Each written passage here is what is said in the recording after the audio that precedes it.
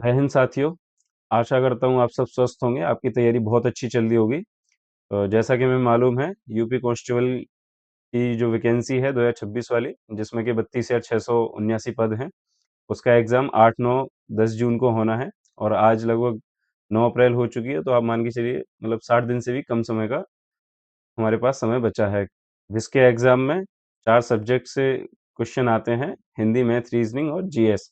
तो आज हम बात करेंगे मैथ सब्जेक्ट के बारे में कि कैसे हम मैथ में जो 38 क्वेश्चन आते हैं, यानी कि प्रत्येक क्वेश्चन 2 नंबर का रहता है, तो 76 नंबर हो गए। तो हम बात करेंगे कैसे 76 में से कम अपनी क्या स्ट्रेटजी अपनाएँ कि बचे हुए 60 या 55 दिन हैं, इनमें हम अपना कम से कम 70 प्लस स्कोर टारगेट करके चलें।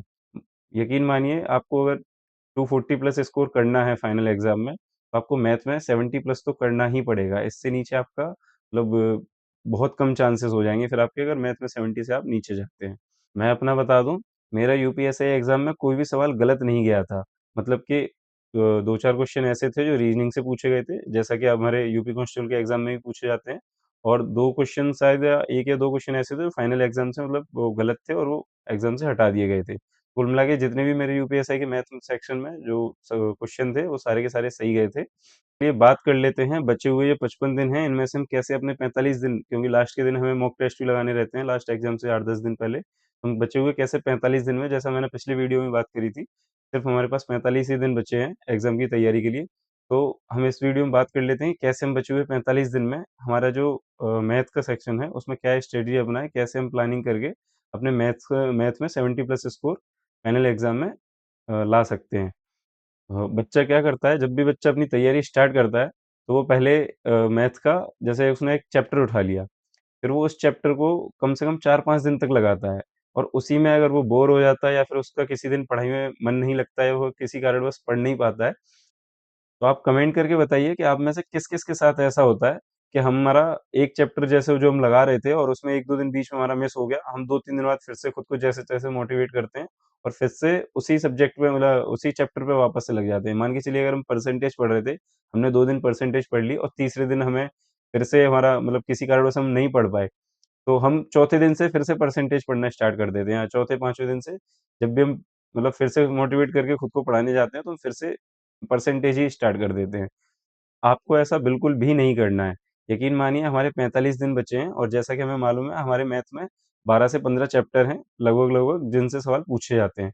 इन 15 चैप्टर को आपको 45 दिन बचे हुए जो 45 दिन हैं, इनमें आपको इन चैप्टर्स को कम से कम 2 से 3 बार तो रिवाइज़ करना ही करना है मतलब। और इसके लिए हमारा प्रॉपर प्लान ये होना चाहिए कि जो भी हमारे चैप्टर हैं, यानी मान के चलिए अगर 15 भी चैप्टर हैं, तो इनको हम पर डे मतलब पर चैप्टर को 2 दिन में हमें खत्म करना है पढ़ाई करके।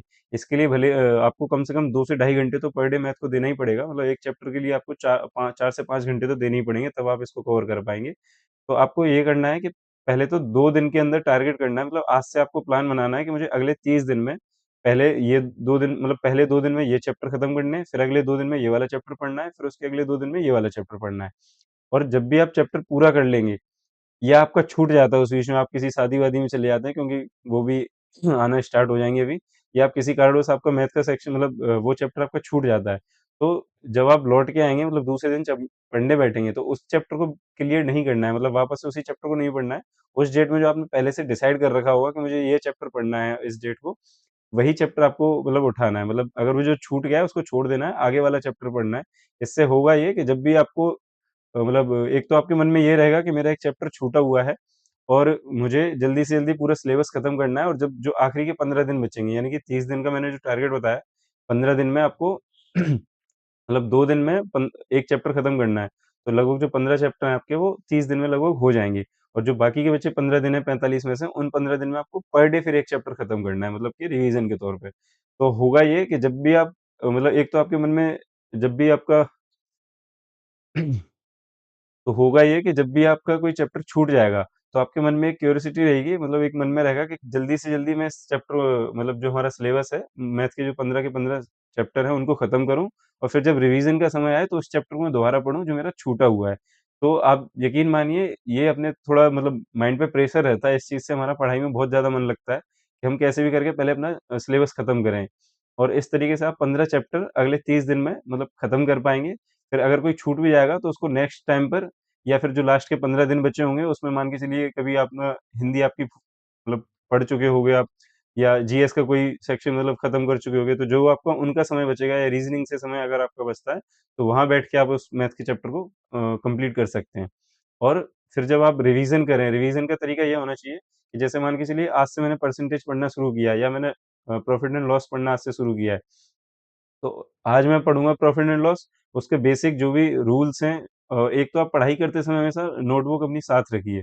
मतलब नोट्स तो एटलीस्ट बनाइए, यकीन मानिए नोट्स जब भी आप मै कई बच्चे ये सोचते हैं कि ये तो मैथ है, इसके नोट्स क्या बनाना, वैसे ही हमें याद रहता है। जितना याद रहता है, मतलब मेरे साथ एक ऐसा इंसिडेंट हुआ है लाइफ में, मैं आपको बताऊँगा यूपी कांस्टेबल का, जब मैं सॉरी एमपी पुलिस का जब मैं कांस्टेबल का एग्ज़ाम क्लियर किया था, उसके बाद हुआ था। मैं आपके साथ कभी बाद में शेयर करूँगा। अ, हुँ। तो आपको कभी भी ओवर कॉन्फिडेंस नहीं होना है।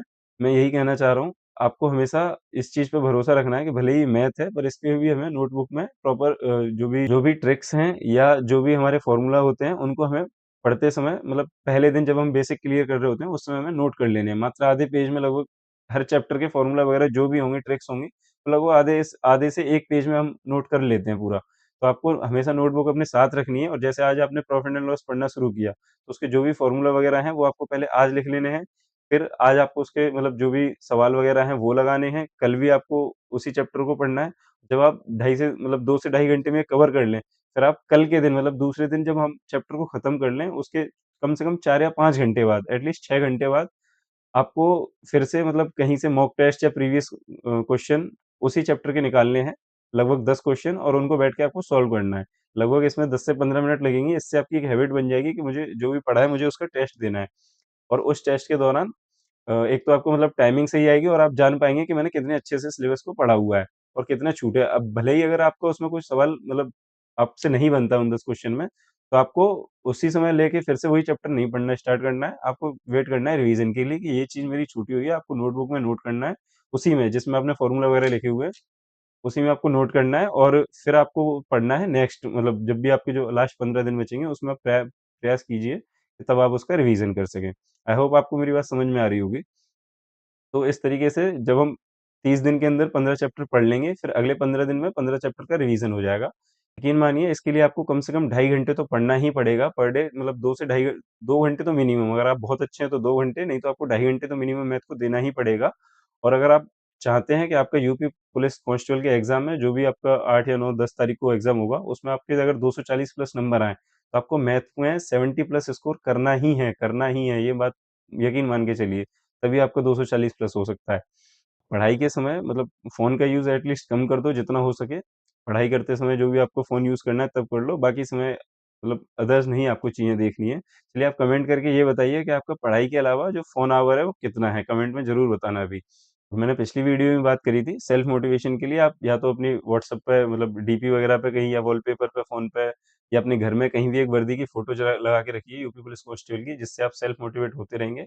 और मुझे मोटिवेशन देने के लिए आप वीडियो अगर अच्छी लगी हो तो लाइक करें, चैनल को सब्सक्राइब करें, और अपना मैथ का टारगेट स्कोर और यूपी कांस्टेबल का जो आपका फाइनल एग्ज़ाम होगा उसका टारगेट स्कोर आपका क्या होना चाहिए, उसे अभी कमेंट में जाके लिखें। क्योंकि इससे आपके अंदर एक डेडिकेशन आएगा कि मुझे इस टारगेट के लिए मतलब फाइट करनी है, मुझे इस टारगेट के लिए अगले 45 से 60 दिन देने हैं। कोई भी डाउट हो तो कमेंट में ज़रूर पूछें। मिलते हैं नेक्स्ट वीडियो में। जय हिंद।